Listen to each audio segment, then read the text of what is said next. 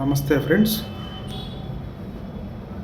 భారత ప్రభుత్వం జననగణనకు సంబంధించిన నోటిఫికేషన్ని నిన్న అనగా 16/6/2025న కేంద్ర హోంశాఖ రిలీజ్ చేసింది. ఈ జననగణన అనేది 2027 మార్చి 1కి పూర్తయ్యేటట్టుగా దాదాపు 21 నెలల సమయం పట్టేటట్టుగా ప్లాన్ చేస్తున్నారు. భారతదేశంలో మొట్టమొదటిసారిగా జననగణన అనేది బ్రిటిష్ హయాంలో 1881లో జననగణన జరిపారు. అయితే ఇప్పటి వరకు 16వ జననగణన రేపు జరగబోయేది. స్వాతంత్రానంతరం ఇది 8వది. ఈ జననగణన అనేది ప్రతి 10 సంవత్సరాలకి ఒకసారి కంటిన్యూస్గా జరుపుతారు. అయితే 2020-21లో జరగాల్సిన జననగణన అనేది కరోనా కారణాల వలన వాయిదా వేశారు. ఈ జననగణన వలన దేశంలో ఉండే ప్రజల యొక్క సామాజిక ఆర్థిక రంగాల్లో చాలా పెను మార్పులు వస్తాయి. ఎలాగా అంటే ఏ కులాలకి ఎంత రేషియో, అసలు స్త్రీలు ఎంతమంది ఉన్నారు, పురుషులు ఎంతమంది ఉన్నారు, ఇలాంటి డేటా వలన ప్రజలకు అందాల్సిన ప్రభుత్వ పథకాలు అనేది నిర్వీర్యంగా వారికి చేరతాయి. అయితే భారతదేశంలో ఇప్పుడు జననగణన ద్వారా మహిళా బిల్లు కావచ్చు, అలానే నియోజకవర్గాల పునర్విభజన అనే బిల్లుకు కూడా ఈ జననగణన అనేది ఎంతో ఉపయోగకరంగా ఉంటుంది.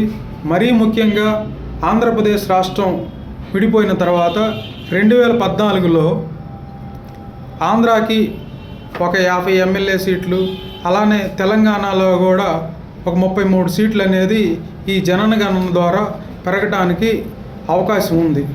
సో దాదాపు 13,000 కోట్ల వ్యయంతో 3 లక్షల మంది సిబ్బందితోటి ఈ జననగణన అనేది చేయాలని కేంద్ర ప్రభుత్వంలోని హోంశాఖ భావిస్తుంది. ఈ హోంశాఖ అండర్లో రిజిస్ట్రీ ఆఫ్ పాపులేషన్ అనేది నడుస్తూ ఉంటుంది.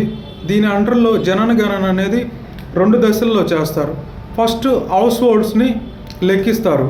ఆ తర్వాత ఆ ఇంట్లో ఎంతమంది ఉంటారనేది క్యాలిక్యులేషన్ చేసి 2027 మార్చి 1 కల్లా పూర్తి అయ్యేటట్టుగా ప్రభుత్వం నిర్ణయించింది.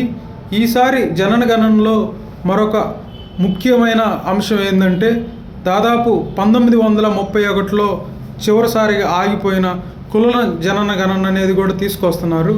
దేశంలో ఏ కులస్తులు ఎంతమంది ఉన్నారనేది కూడా ఈ కుల జననగణన అనేది ద్వారా తెలుస్తుంది.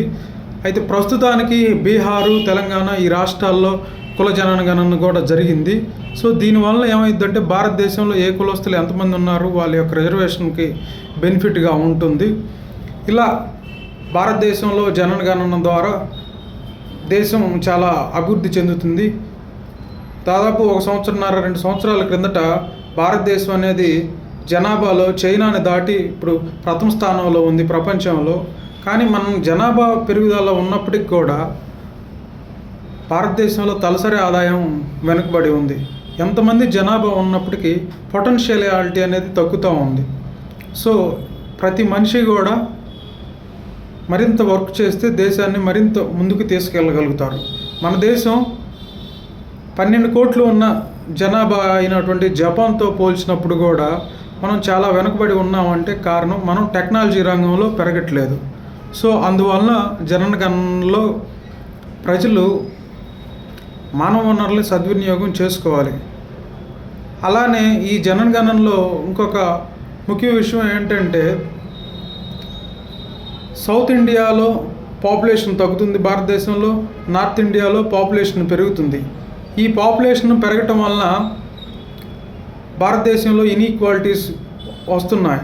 రేపు సౌత్ ఇండియా రాష్ట్రాలు తెలంగాణ, ఆంధ్రప్రదేశ్, అలానే తమిళనాడు, కర్ణాటక ఈ రాష్ట్రాలలో ప్రభుత్వాలు ఈ కొత్త జననగణన ద్వారా కాకుండా 2011లో ఉన్న జనాభా ప్రకారము డీలిమిటేషన్ని ఉంచాలి, లేకపోతే మా రాష్ట్రాలు చాలా నష్టపోతాయి అంటున్నారు.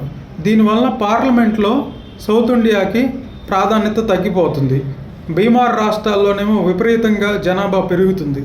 సో అందువల్లనే ఈ జననగణనలో తెలుగు రాష్ట్రాలు కానీ సౌత్ ఇండియా కానీ నష్టపోకుండా ప్రభుత్వం ప్రత్యేక ఇంకా దక్షిణాది రాష్ట్రాల్లో కూడా శ్రద్ధ వహిస్తే దేశంలోని సమతుల్యత బాగుంటుంది. సో ధన్యవాదాలు.